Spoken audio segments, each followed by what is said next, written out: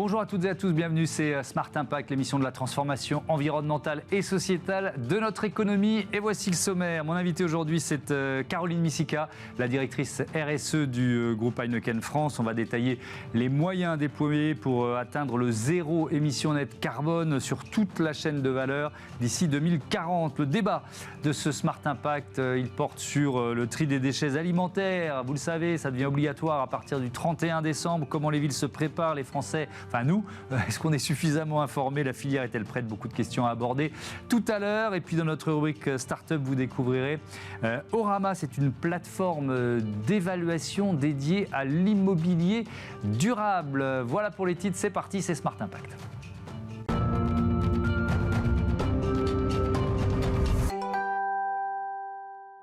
Bonjour Caroline Misica, bienvenue. Bonjour. Vous êtes donc la directrice RSE du groupe Heineken France qui s'est donné une feuille de route, brassons un monde meilleur. Quels sont les objectifs de cette feuille de route? Les objectifs sont multiples.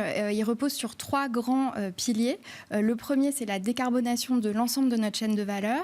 Le deuxième, c'est la préservation de nos ressources et des ressources. Et le troisième, c'est la promotion d'une consommation responsable.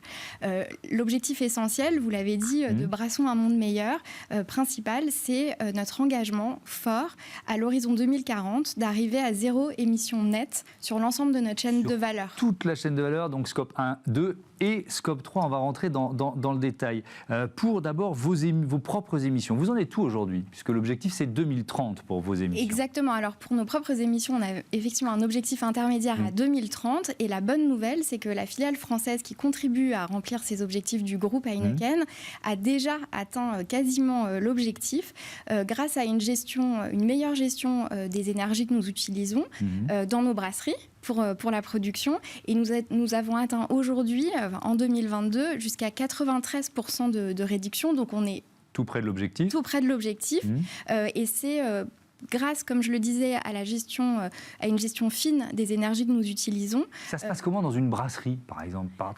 Comment vous faites baisser le bilan carbone d'une brasserie? Alors, en utilisant des énergies renouvelables, et notamment en utilisant la méthanisation des eaux usées, qui nous permet ensuite d'avoir du biogaz qui fournit nos brasseries en énergie. À partir de vos propres eaux usées, c'est ça? Vous êtes dans une circularité? Exactement. Alors, c'est l'objectif de pouvoir le faire avec nos propres eaux usées et sinon avec d'autres partenaires qui nous fournissent en biogaz issu de la méthanisation. Donc c'est vraiment une boucle vertueuse.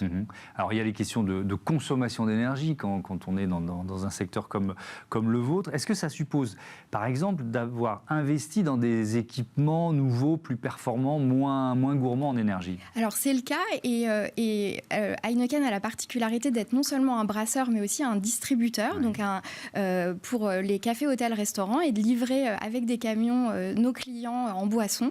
Et dans ce cadre-là, effectivement, ce sont des investissements que nous faisons, par exemple avec le renouvellement de la flotte de nos camions, pour avoir à terme 100% de camions électriques, ce qui nous permet d'accéder au centre-ville où sont principalement nos clients et qui sont devenus pour beaucoup des zones à faible émission. Oui, vous anticipez, même si on voit que certaines villes retardent un petit peu l'entrée en vigueur, mais vous anticipez sur le moment où toutes les grandes villes seront en ZFE. Est-ce que ça suppose aussi dans les brasseries elles-mêmes des équipements nouveaux? Parce que ça, c'est des investissements lourds dont on se pose toujours la question de la rentabilité d'un investissement comme celui-là. Alors, c'est évidemment des investissements, mais c'est surtout, et je le disais, le choix des énergies que nous utilisons, du biogaz, de l'électricité verte.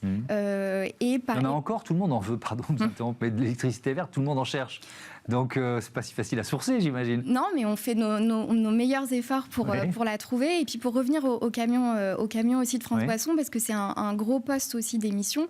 France Boisson, ça dépend du groupe Heineken. Exactement. C'est une de nos deux activités en France.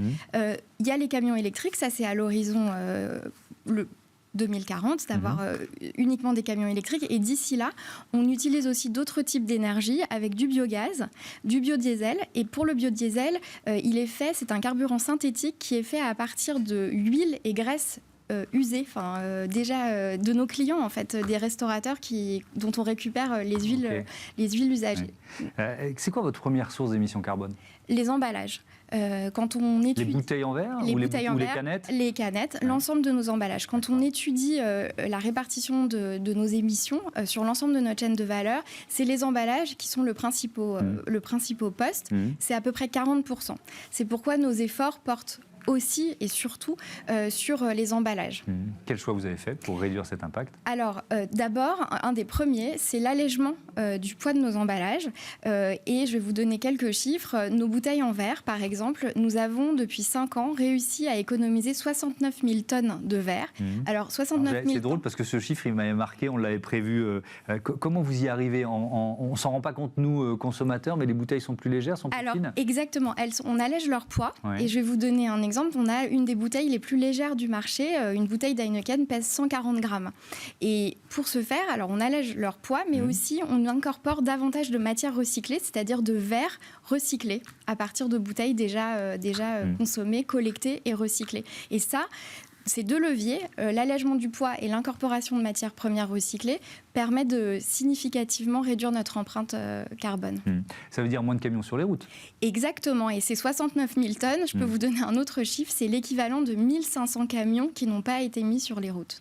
Vous avez commencé à l'aborder, mais la partie secteur café, hôtellerie, restauration, donc vous êtes dans une logique de réemploi, de circularité. On a commencé à l'évoquer, mais je veux bien que vous rentriez dans le détail, parce que ça peut être aussi un changement d'habitude à prendre dans un secteur qui n'y est pas forcément prêt. Alors absolument. Alors ce qui est assez intéressant, c'est que le réemploi, c'est déjà une réalité dans les cafés, hôtels, restaurants, et c'est souvent peut-être méconnu.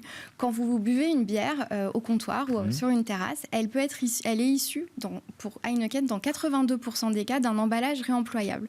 Soit une bouteille en verre consignée, donc qui est livrée puis récupérée par le distributeur, soit issue d'un fût. Et les fûts aussi, ce sont des... Pour les tireuses à bière. Oui, exactement. Et les fûts pour les tireuses à bière, ce sont des fûts réemployables qui peuvent avoir plus de 15 ans de durée de vie et qui sont livrés à nos clients, récupérés une fois vides, re-remplis et puis livrés à nouveau. Ça, vous dites, ça fait une quinzaine d'années, donc c'était déjà une préoccupation. Vous avez accéléré sur cette circularité, on va dire, de la filière CHR ? Oui, alors on a accéléré au sens où aujourd'hui c'est 82% et on veut à très très court terme atteindre 100% de nos bières consommées en CHR qui soient issues d'emballages réemployés, que ça soit réemployable, que ça soit des bouteilles en verre ou des fûts. Et puis surtout, la question, c'est comment on étend le réemploi à d'autres circuits de distribution. Comment vous et moi, exactement, quand on va faire ses courses, on pourrait acheter des bouteilles en réemploi. Vous allez me parler de la bonne vieille consigne, j'imagine. Et alors, c'est une des options. Oui. Et ce qu'on essaye de faire avec l'ensemble des acteurs impliqués, que ce soit nos fournisseurs en verre, nos clients, mais aussi les consommateurs, c'est de trouver le modèle qui fonctionnera le mieux. C'est-à-dire qui fonctionnera du point de vue économique, environnemental et surtout qui suscitera l'adhésion du consommateur. C'est qu'on trouve le meilleur moyen que le consommateur ait envie de choisir une bouteille en réemploi. Donc ça veut dire que vous êtes dans une période de test, en quelque sorte ? Exactement. On fait des tests avec nos clients, les distributeurs, pour évaluer ce qui fonctionne et ce qui ne fonctionne pas, pour ensuite passer à l'échelle et pouvoir développer davantage le réemploi. C'est vraiment le défi de demain pour nous. Donc là, on était, on va dire globalement, sur vos propres émissions, scope 1 et 2. Si on élargit au scope 3, et donc là, l'ambition, zéro émission nette en 2040, une décennie plus tard, qui sont les principaux partenaires, les sous-traitants qu'il faut convaincre, qu'il faut embarquer ? Alors, en fait, souvent, quand on regarde les chaînes de valeur, on est chacun le scope 1, le scope 2 ou le scope 3 d'un acteur, de quelqu'un d'autre. Et dans notre cas, le scope 3, c'est notamment nos fournisseurs. Et on a parlé des emballages en verre. C'est un des piliers de notre stratégie, c'est d'encourager nos fournisseurs à eux-mêmes s'engager dans une dynamique de décarbonation. Pour les verriers, ça veut dire changer leur source d'énergie. On en a parlé pour nous, mais c'est aussi le cas pour eux. Les principaux, les fours de verre sont souvent au gaz, et on essaye de les encourager à choisir de l'électricité ou un mode hybride. Donc notre démarche pour Le scope 3, c'est de travailler avec nos fournisseurs pour essayer de trouver la meilleure manière pour eux de décarboner. Et c'est aussi, il se trouve que c'est cette semaine que cette annonce a été faite, sur le scope 3, Heineken a annoncé en début de semaine, et c'est le premier brasseur au monde à avoir pris cet engagement, aussi de couvrir les émissions indirectes liées à l'agriculture. Comme vous le savez, un des ingrédients principaux, ce sont des céréales, de l'orge, du malt, et c'est aussi pourvoyeur d'émissions.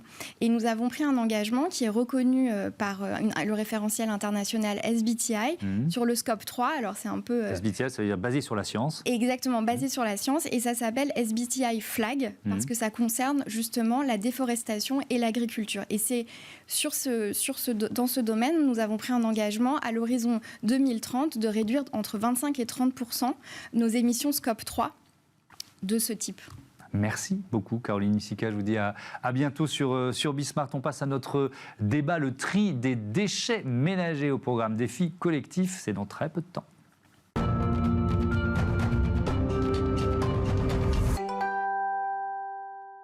Le tri des déchets ménagers, des déchets alimentaires, défi collectif que nous devons relever à partir du 31 décembre prochain en détail. Les enjeux avec Bertrand Bohin, bonjour. Bonjour. Bienvenue, vous êtes le délégué général du Cercle national du recyclage. Et puis avec nous en duplex, Stéphane Martinez, président fondateur de Moulineau. Bonjour, bienvenue à vous aussi. C'est dans 3 mois, Bertrand Bohin, je commence avec vous. Bon bah voilà, on y sera, il faudra bien trier nos déchets alimentaires. La France est prête. Alors elle sera un petit peu en retard, c'est vrai, mais les collectivités locales qui lancent beaucoup en ce moment d'expérimentation, parce qu'en fait il y a beaucoup de solutions, et le tri des déchets alimentaires, ça veut dire plein de choses. Ça veut dire du compostage individuel, du compostage collectif de quartier, du compostage industriel, donc on commence à mettre un bac de collecte séparé en bas de chez soi, ou aussi de la méthanisation, on en a un peu parlé juste avant. Les déchets sont récupérés, collectés, envoyés dans un gros méthaniseur pour réinjection du biogaz dans le système de gaz. Donc il y a beaucoup de choses, beaucoup de potentiel au niveau des ménages, et donc un habitat individuel ou un habitat collectif se comporte pas de la même manière, n'a pas le même gisement, et donc il faut lui apporter les solutions au plus proche de sa production et au plus proche de ce qu'il a envie de faire aussi. Et donc ça suppose aussi une adhésion, des habitudes à prendre, de l'information. La qualité du travail de la filière va dépendre de la qualité de notre tri initial. Est-ce qu'on peut dire ça? Tout à fait. Il y a des déchets, évidemment, tous les déchets biologiques, les restes de cuisine qu'il faut mettre à l'intérieur. Ensuite, ça dépendra aussi de l'exutoire, si c'est du compostage ou si c'est de la méthanisation. C'est là que ça se complique, le diable est dans les détails. En fait, est-ce que je mange des crevettes, est-ce que je peux mettre les... faudra regarder votre petit dépliant de votre commune. Enfin, les carapaces de crevettes. Il faudra regarder le petit dépliant de votre commune, en fait, de votre intercommunalité, parce que ça dépendra, comme je le disais, des solutions. Si vous faites votre compostage seul chez vous, vous pourrez les mettre, ça va se composter, mais ce ne sera pas génial, vous allez les retrouver dans votre compost, donc vous allez les mettre de côté. Par contre, s'il y a un méthaniseur, juste derrière, le méthaniseur, il aime bien ces choses-là, donc il va les dégrader au fur et à mesure. Donc ça dépendra, en fait. Il y a un socle commun de déchets, on va dire, compostables, méthanisables, sans trop de difficultés. Et ensuite, il y a 2-3 petites choses. Mais c'est vrai qu'il faudra beaucoup informer la population sur les bons déchets à composter ou à mettre dans le tri, entre guillemets, des déchets alimentaires pour bien arriver à des bonnes solutions et un bon produit derrière. Stéphane Martinez, vous travaillez avec Moulineau, avec les collectivités locales. Certaines ont pris de l'avance? Je vous dirais oui, certaines collectivités ont pris de l'avance, oui. Il y en a qui d'une ont bien compris la problématique et qui alignent les solutions en face pour massifier un petit peu cette matière, ce reste alimentaire qui est non pas un déchet mais une matière première secondaire. Vous travaillez avec des collectivités pour l'instant, c'est ça? Nous, on travaille avec aussi bien des restaurateurs privés, collectifs. On a tout type de clients de la restauration, quelle qu'elle soit hospitalière, scolaire, indépendante, de chaîne. Voilà. Dès qu'il y a une production de matières premières secondaires sur du reste alimentaire, on est là et on essaie de capter les gisements pour les massifier et leur redonner une vie. Il y a différents moyens, d'ailleurs ce sont les mairies qui choisissent de collecter ces déchets alimentaires. Est-ce qu'il y en a un plus efficace que d'autres, ou est-ce que simplement il faut s'adapter, on le disait, au type d'habitat, au type de quartier? Il y a différents types de moyens, il n'y a pas qu'une solution, je pense qu'il y en a plusieurs. Il y a aussi dans l'urbain dense, c'est vrai que la collecte en porte-à-porte est, je pense, plus opérationnelle pour capter des gisements, mais il y a aussi des solutions de points d'apport volontaires. qui se mettent en place. C'est-à-dire des endroits où, à 50, 100 mètres de la maison, vous aurez un bac avec un abri-bac et puis vous irez y mettre vos restes alimentaires. Il y a deux types de moyens de collecte. Et les deux, il n'y en a pas un plus efficace que d'autres, c'est ce que vous nous dites. Hein. Plus efficace. Si on parle de captage de gisements, je pense qu'il est plus je parle en milieu urbain dense et à les grandes villes. Quand on est habitué à se faire collecter le bac en porte-à-porte, je pense que c'est plus pertinent de garder le porte-à-porte plutôt que de mettre un point d'apport volontaire. Je pense qu'on en captera plus. Mais la démarche est lancée et les acteurs et les particuliers sont sensibilisés. Bertrand Boin, je reviens vers vous parce qu'il y a effectivement des communes qui sont plus avancées que d'autres, il y a des expérimentations qui ont été lancées. Quel retour vous en avez et peut-être quels freins vous avez identifiés dans ces expérimentations ? Alors, elles sont nombreuses et complètement différentes parce qu'elles partent aussi du terrain, effectivement, et de ce que la collectivité a déjà mis en place. Les collectivités, elles essayent de mettre en place des solutions qui fonctionnent et qui ne sont pas forcément trop chères. Ça, c'est aussi très important parce qu'il y a un coût important et il ne faut pas que la pression fiscale augmente par rapport à ces éléments-là. Là, c'est déjà un peu plus compliqué. Pour revenir sur les performances, c'est vrai que le porte-à-porte génère plus de performances, mais peut-être un peu moins de qualité que quand on fait un tri chez soi et qu'on décide volontairement de l'amener quelque part. Donc c'est vraiment un geste militant, entre guillemets, l'apport volontaire. Et donc on fait plus d'efforts en termes de qualité sur l'apport volontaire que sur le porte-à-porte, effectivement. Ouais. Et donc on y vient à cette question du coût, du financement. Est-ce que l'aide de l'État, elle est aujourd'hui à la hauteur des enjeux ? Alors, non, il faut être clair. Non, mais soyons clairs. Il y a un fonds vert alimenté par l'ADEME qui est intéressant, mais qui ne suffit pas, effectivement, puisque les niveaux de soutien sont extrêmement faibles. C'est-à-dire, on est à quel niveau ? C'est extrêmement faible. Voilà, je peux vous donner un élément de comparatif au niveau, par exemple, de la collecte sélective des emballages, qu'on connaît bien, où là, l'ordre de grandeur des soutiens, mais qui ne sont pas des soutiens d'État, qui sont issus de la responsabilité élargie des producteurs, c'est l'ordre de 800 millions d'euros à peu près, versés aux collectivités locales. Là, au niveau des aides de l'ADEME, alors c'est 800 millions par an, alors que les aides de l'ADEME, elles vont à un moment ou à un autre s'arrêter sur les biodéchets, et c'est plutôt de l'ordre de 200 millions d'euros encore actuellement. Alors que l'objectif de cette nouvelle législation, c'est évidemment une montée en puissance. En fait, ce qu'on a oublié de dire tout à l'heure, c'est que le ménage, c'est la fin de la législation. On a commencé par les gros producteurs, donc les gros restaurants, etc., comme on l'a dit un peu tout à l'heure, et puis on est descendu en termes de nombre d'assiettes, entre guillemets, pour arriver au 31 décembre 2023 au ménage, entre guillemets, et à tous les petits producteurs. Donc vous dites attention aux questions budgétaires, parce que sinon c'est nous qui allons payer sur les impôts locaux. Il n'y aura pas d'autre solution. Tout à fait. De toute façon, mettre en place un système, ça a un coût. Alors l'objectif, c'est que avant, ces déchets-là, ils étaient dans ce qu'on appelle l'ordure ménagère résiduelle. Donc, ils étaient soit en enfouissement, soit en incinération. Ce qui est quand même pas terrible. Brûler des déchets verts, ça vaut pas le coup. Et les mettre en enfouissement, c'est pas terrible non plus. L'objectif, c'est de les sortir de la poubelle ordure ménagère et donc d'éviter un coût de traitement et évidemment de faire des économies par rapport à ça qu'on peut investir dans les solutions de tri à la source des biodéchets. Malheureusement, ça ne se compense pas encore. Stéphane Martinez, je reviens vers vous sur la question de la valorisation des déchets récupérés. C'est quoi votre marché ? On a bien compris chez qui vous trouvez la matière première et ensuite vous en faites quoi ? Ensuite, notre rôle, en fait, c'est de massifier cette matière première. Donc, on a des unités de massification. On va préparer cette matière première. On prépare la salade, si vous voulez, de manière à ce qu'il y ait très peu d'impuretés. Il y a toujours quelques erreurs de tri. Ça va d'une fourchette oubliée, d'une charlotte, d'un Tetra Pak. Donc, on va enlever toute cette matière-là de manière à avoir une soupe organique avec moins de 0,3, 0,4% d'inerte à l'intérieur. Et nous, on va faire notre métier. Notre métier, je vous l'avais très bien dit, c'est de capter ces gisements-là, c'est de créer des nouveaux emplois, et ensuite, on va jouer un peu au rugby, c'est le moment. On va transférer tout ça vers des partenaires qui sont pas très loin de chez nous, en Seine-et-Marne, sur l'Île-de-France, qui sont des agriculteurs méthaniseurs, et eux vont avoir le rôle de gérer ces retours de cette matière première secondaire au sol, et surtout de faire de l'énergie avec. Voilà, ça c'est notre filière.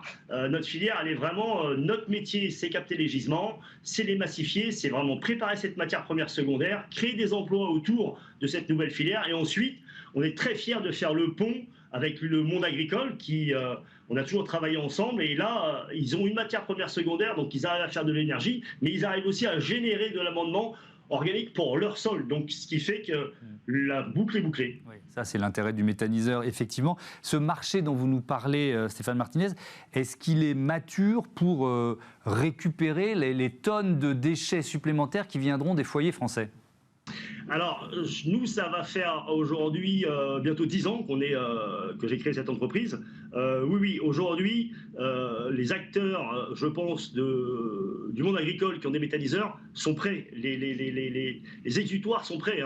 Et ce qu'il faut, et tout à l'heure, ça a été très bien dit, il faut que maintenant les collectivités lancent les marchés pour capter les gisements des particuliers et qu'ils n'oublient pas aussi en même temps de massifier cette matière-là. Bertrand Boin, votre avis, même question sur la maturité de la filière. Alors on l'espère. On parle de combien de tonnes supplémentaires par an? Alors là, on en est déjà à 500 000 tonnes. Alors l'ordre de grandeur, on est en millions de tonnes, puisque ça représente à peu près 30% de la poubelle, donc 80-90 kilos par habitant. Donc ça fait quand même 4 millions de tonnes à peu près. Donc la filière, elle va pouvoir absorber. On l'espère. En fait, c'est ça l'intérêt, c'est que on va monter en puissance progressivement, et donc on ne va pas arriver tout de suite avec 4 millions de tonnes directement en disant faut en faire quelque chose. La collectivité, quand elle met quelque chose en place, il ne faut pas que le résultat issu du compostage finisse en décharge ou incinération, parce qu'on n'a pas de repreneur. Et donc, c'est toute cette montée en puissance qui va aller en adéquation justement avec les usines de compostage, avec les récupérateurs qui vont méthaniser, qui vont faire que ça va prendre ou pas, effectivement. L'objectif de mettre en place quelque chose, du tri à la source pour ne rien en faire derrière, ça, on ne le fera pas. Mais cette valorisation, elle dépend aussi du type de compostage et de la dont qualité. Vous parliez. C'est-à-dire, c'est un compostage personnel, un compostage collectif. Alors, on n'est pas dans les mêmes échelles économiques. Le compostage individuel, les gens vont utiliser le compost soit dans leur jardin, soit à côté. Oui. Le compostage collectif, là, il faut déjà un sacré critère de qualité. Il y a même des agriculteurs qui refusent des composts issus de déchets. C'est le mot déchet qui fait peur. Après, quand on les invite à regarder les usines de compostage avec justement tous ces cribs, tous ces trommels qui enlèvent, entre guillemets, les dernières impuretés pour les mauvais gestes de tri, ils se rendent compte de la qualité du compost. Comme on le dit souvent, on en mangerait tellement, on pourrait le mettre dans un sac et le vendre dans un supermarché de temps en temps, ça pourrait fonctionner. Il y a encore une évangélisation, entre guillemets, des esprits. On parlait des consommateurs, mais même aussi de la filière, vous dites ça ? Sur certains endroits, oui, complètement. Ouais. Parce qu'il y a le mot déchet, qui est une sorte de repoussoir pour tout le monde. C'est un peu le cas. Alors, c'est vrai que des fois, ça peut être un peu cracra dans certains éléments. Oui, mais on est en train de changer la vie. On se rend compte que ce qui, dans plein de secteurs, avec la responsabilité des producteurs, ce qui était un déchet devient une ressource. Tout à fait, sauf que celui-là, il se décompose. Celui-là, de temps en temps, il y a des mouches. Voilà, c'est ça la différence. Un emballage, on peut le laisser dans sa poubelle, il n'y aura pas trop de difficultés. Par contre, une poubelle de biodéchets, si on la laisse 15 jours dehors, il y a des petites mouches, ça bouge un peu, etc. On y arrive. C'est même plus des expérimentations. Les retours d'expérience concrets sur le terrain montre qu'il n'y a pas de problème. Et s'il y a des difficultés en aval sur la reprise, il faut que les gens simplement se parlent pour mettre en adéquation la qualité et les besoins. Stéphane Martinez, un dernier mot, il nous reste moins d'une minute pour parler de la dimension sociale de Moulineau. C'est une entreprise labellisée ESUS qui dit nouvelle filière, dit emploi. Quel type d'emploi vous pouvez proposer ? Vous l'avez très bien dit, c'est nouvelle filière, nouveaux emplois, c'est des emplois qui ont du sens. Donc on est organisme de formation, on forme au nouveau métier de chauffeur-collecteur de biodéchets. On a une formation aussi d'éco-animateur, ambassadeur de tri. Je pense que c'est indispensable que tous les collaborateurs qui collectent ces restes alimentaires savent à la finalité ce qu'on en fait. Et je me répète un peu, mais ce qui vient de la terre doit retourner à la terre. Et le meilleur exemple sur le reste alimentaire, et vous l'avez très bien dit, on n'est plus dans le déchet, mais dans une matière première secondaire qui nous permet demain de faire de l'énergie verte, c'est ce qu'on appelle, et surtout de refaire de l'engrais et du compost de manière à renouveler les sols, de manière à ce que la boucle nous permette de avoir des bons légumes dans nos restos, quels qu'ils soient. Merci beaucoup, merci à tous les deux et à bientôt sur Bismart. C'est l'heure de notre rubrique Smart Ideas, une start-up à l'honneur, comme tous les jours.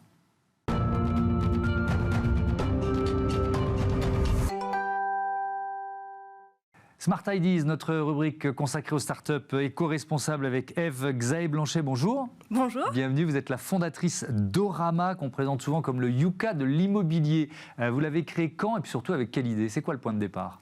Le point de départ, il remonte à longtemps. Ça fait maintenant 15 ans que je travaille dans le monde de l'immobilier. Et j'ai créé Orama il y a 3 ans en partant d'un constat. C'est que lorsqu'on parle d'immobilier, on parle de qualité d'emplacement pour choisir son bien. Ça fait partie des fondamentaux, de prix correct, bien évidemment, de rentabilité et de liquidité.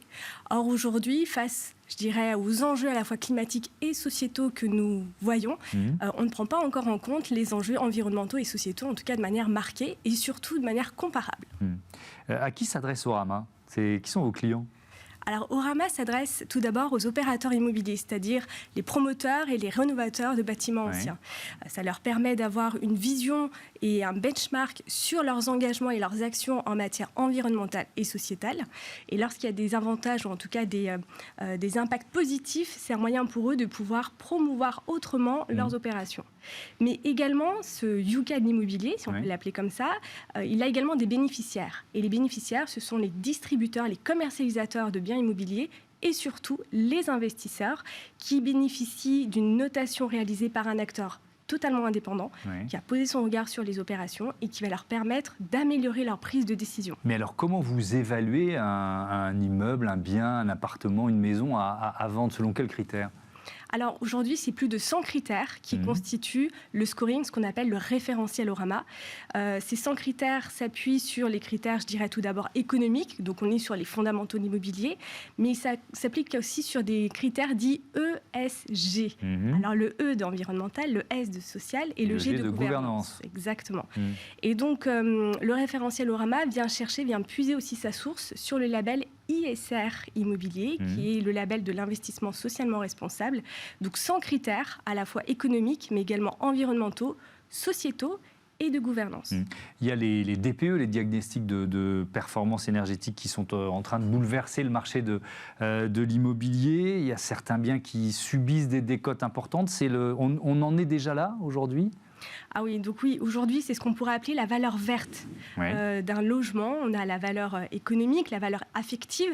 Et aujourd'hui, on voit de plus en plus émerger cette notion de valeur verte. Et demain, on pourra peut-être en reparler, de valeur aussi sociale et humaine. Mais concernant la valeur verte, on a aujourd'hui le DPE qui impacte directement les investisseurs, les acquéreurs, parce qu'il y a une réglementation qui est arrivée avec la loi climat et résilience. Et effectivement, vous avez la valeur verte qui a été évaluée par les notaires et qui montre qu'on a une dégradation du prix qui peut aller de -5 à -19% en fonction de l'étiquette DPE et surtout en fonction des secteurs et des régions. Mais on l'a traité ici dans cette émission, il y a des propriétaires pauvres. En France, je crois qu'ils sont évalués à 2 millions, donc tous les propriétaires ne peuvent pas payer les travaux de rénovation. Est-ce que ça ne risque pas d'atrophier, de tarir un peu le marché de l'immobilier ? Alors on y fait, je dirais, à deux enjeux. Il y a un enjeu effectivement de logement et d'habitat, je dirais, digne, qui est absolument indispensable. Et on est face aussi à un deuxième enjeu qui est celui du changement climatique. Et là, en fait, viennent effectivement se confronter un petit peu deux enjeux à la fois économiques et climatiques. Et il faut réussir à trouver, je dirais, le bon équilibre. Quand vous parlez de valeurs sociales et humaines, c'est quoi ? Alors la valeur sociale et humaine, c'est tout ce qui a un rapport aux locataires. Par exemple, dans le référentiel Orama, on va avoir deux grilles de lecture sur l'impact social. Le premier, c'est le confort, le bien-être en termes de location, en tout cas le contexte dans lequel on va pouvoir se loger. Le contexte à la fois à l'échelle de l'appartement, mais aussi au niveau de la résidence, avec le partage de lieux, des éléments propices à la création du lien social, parce que ça, c'est un élément important. Et le deuxième critère ? Et le deuxième critère, rapidement, c'est ce qu'on appelle les enjeux, en tout cas portés par l'entreprise qui va, donc l'opérateur immobilier, le promoteur, et les enjeux RSE, la responsabilité sociétale de l'entreprise, qui est aujourd'hui aussi un élément majeur et une grille de lecture intéressante à avoir. Merci beaucoup, Xavier Blanchet, et bon vent à Orama. Voilà, c'est la fin de ce numéro de Smart Impact. Je vais remercier César Voyer aux manettes de programmation et de production aujourd'hui, Alice Pitavi à la réalisation et Alexis Oustabatidis au son. Salut.